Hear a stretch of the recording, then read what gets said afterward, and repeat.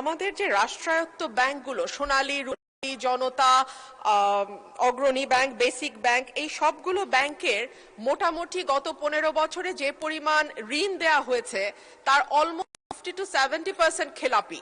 একমাত্র জনতা ব্যাংকের ঋণেই 70% খেলাপি, এবং এই খেলাপি ঋণগুলো হয়েছে S Alam, Beximco, tax group, বিসমিল্লাহ গ্রুপ এদের মাধ্যমে।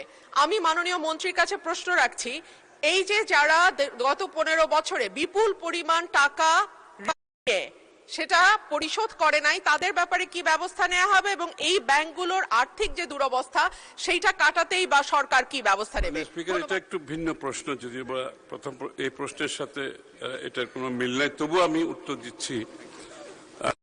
সেটা আমি তো বহুবার সংসদে বলেছি কি ব্যবস্থা নেওয়া হচ্ছে, কয়েকদিন আগেও বলেছি, এবং সকলের বিরুদ্ধে ব্যবস্থা ইতিমধ্যে অনেকগুলো মামলা হয়েছে, তদন্ত চলছে, এবং অনেকের প্রপার্টি ইতিমধ্যে ক্রয় করা চলছে। তো এটা এই ধারা চলতে থাকবে, এবং এই ব্যাপারে আমরা আগেও বলেছি বারবার, যারা দেশের টাকা লুটপাট করে বিদেশে গেছেন তাদের ব্যাপারে বিএনপি কোনো কম্প্রোমাইজ করবে না, এই সরকার কোনো কম্প্রোমাইজ করবে না, এবং এই ধারা অব্যাহত থাকবে।